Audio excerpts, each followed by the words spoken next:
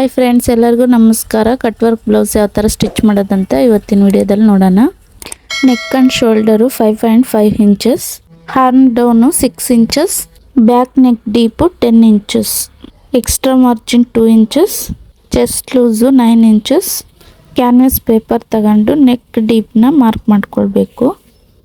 ಇವಾಗ cut work ಶೇಪ್ನ ಈ ಥರ ಕ್ಯಾಪ್ನಿಂದ ಮಾರ್ಕ್ ಮಾಡ್ಕೊಳ್ಬೇಕು. ನೀಟಾಗಿ ನೋಡಿಕೊಂಡು ಒಂದೇ ಸಮನಾಗಿ ಲೈನಿಂಗ್ ಪೀಸಿಗೂ ಮತ್ತು ಕ್ಯಾನ್ವಾಸ್ ಪೀಪಿಗೂ ಎರಡು ಮಿಡಲ್ಗೆ ಮಾರ್ಕ್ ಮಾಡ್ಕೊಂಡು ನೀಟಾಗಿ ಇಟ್ಕೊಂಡು ಐರನ್ ಮಾಡ್ಕೊಳ್ಬೇಕು. ನೀಟಾಗಿ ಮೇನ್ ಕ್ಲಾತ್ನ ತಗೊಂಡು ಮಿಡಲ್ಗೆ ಮಾರ್ಕ್ ಮಾಡ್ಕೊಂಡು ಲೈನಿಂಗ್ ಕ್ಲಾತ್ನ ಈ ಥರ ಇಟ್ಕೊಂಡು ನೀಟಾಗಿ ಒಂದು ಸುತ್ತ ಸ್ಟಿಚ್ ಹಾಕ್ಕೋಬೇಕು.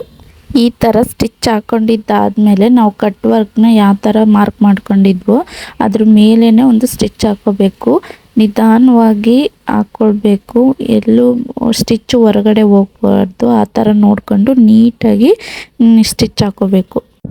ಸ್ಟಿಚ್ ಹಾಕಿ ಆದಮೇಲೆ 1/4 ಇಂಚು ಮಾರ್ಜಿನ್ ಇರೋ ಥರ ನೋಡಿಕೊಂಡು ಕಟ್ ಮಾಡ್ಕೋಬೇಕು. ಈ ಥರ ಇವಾಗ ತಿರುಗಿಸ್ಕೋಬೇಕು. ತಿರುಗಿಸ್ಕೊಂಡಿದ್ದಾದಮೇಲೆ ನೀಟಾಗಿ ಐರನ್ ಮಾಡ್ಕೊಳ್ಬೇಕು. ಈ ಥರ ಗಮ್ಮಿಂದ ಲೈನಿಂಗ್ ಪೀಸ್ನು ಮತ್ತು ಮೈನ್ ಕ್ಲಾತ್ನು ಜಾಯಿಂಟ್ ಮಾಡ್ಕೋಬೇಕು. ಜಾಯಿಂಟ್ ಮಾಡ್ಕೊಂಡು ಐರನ್ ಮಾಡ್ಕೋಬೇಕು. ಎಕ್ಸ್ಟ್ರಾ ಕ್ಲಾತ್ನ ಕಟ್ ಮಾಡ್ಕೊಳ್ಬೇಕು. ಬ್ಯಾಕ್ ಸೈಡ್ ಡಾಟ್ನ ಸ್ಟಿಚ್ ಮಾಡಿ ಕೆಳಗಡೆ ಪಟ್ಟಿ ಸ್ಟಿಚ್ ಮಾಡಿ ಆದಮೇಲೆ ಬ್ಲೌಸು ನೋಡಿ ಯಾವ ಥರ ಬ್ಯೂಟಿಫುಲ್ಲಾಗಿ ಕಟ್ ವರ್ಕ್ ಶೇಪು ಎಷ್ಟು ಚೆನ್ನಾಗಿ ಬಂದಿದೆ. ಈ ವಿಡಿಯೋ ನಿಮ್ಗೆ ಇಷ್ಟ ಆಗಿದ್ದರೆ ಸಬ್ಸ್ಕ್ರೈಬ್ ಮಾಡ್ಕೊಳ್ರಿ. Thank you.